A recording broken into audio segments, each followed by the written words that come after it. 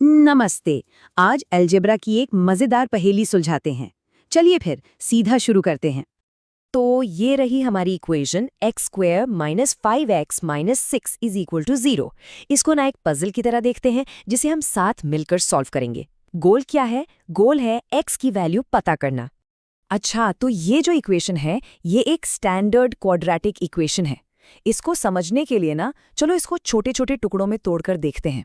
मतलब हमें x की वो वैल्यूज ढूंढनी है जिन्हें इस इक्वेशन में डालने पर ये पूरी तरह से ट्रू हो जाए, यानी सब कुछ 0 के बराबर हो जाए।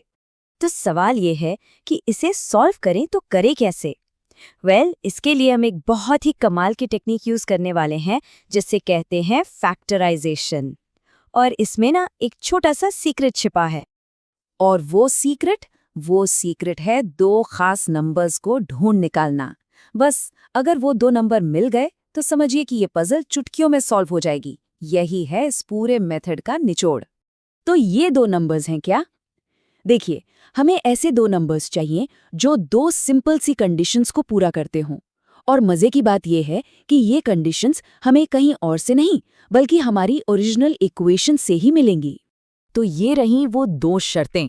पहली कि उन दोनों नंबर्स का प्रोडक्ट यानी जब उन्हें मल्टीप्लाई करें तो -6 आए, और दूसरी उनका सम यानी उन्हें जोड़ने पर -5 आए।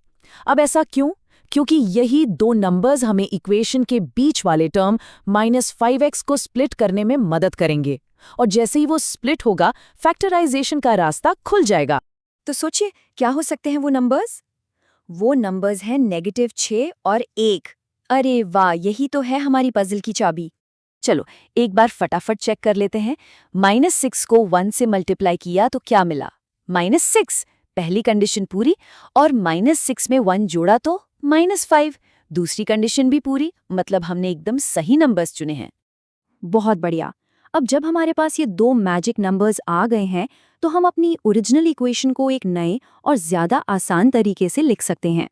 तो हमारी इक्वेशन अब बन गई है x minus 6 multiplied by x plus 1 equals to 0। अब देखिए, मैथ का एक सिंपल सा रूल है। अगर दो चीजों को मल्टीप्लाई करने पर 0 आता है तो इसका मतलब है कि उनमें से कोई एक तो जरूर 0 है ना? तो बस हम एक एक करके दोनों हिस्सों को 0 के बराबर रखेंगे और x की वैल्यू निकाल लेंगे। और बस समझिए, काम हो गया। हमारी पजल सॉल्व हो चुकी है। इक्वेशन के दोनों सॉल्यूशंस अब हमारे सामने हैं। तो हमारे पास दो जवाब आते हैं। पहले केस में अगर x माइनस 6 0 है तो x की वैल्यू हो गई 6, और दूसरे केस में अगर x प्लस 1 0 है तो x की वैल्यू हो गई -1।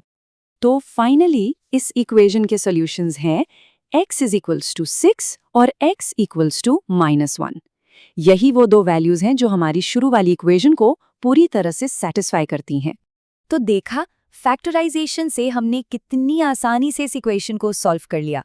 पर एक सवाल मन में आता है, क्या इसे सॉल्व करने का यही एक अकेला तरीका है या और भी रास्ते हैं? बस इसी सवाल के साथ आज की ये बातचीत यहीं खत्म करते हैं।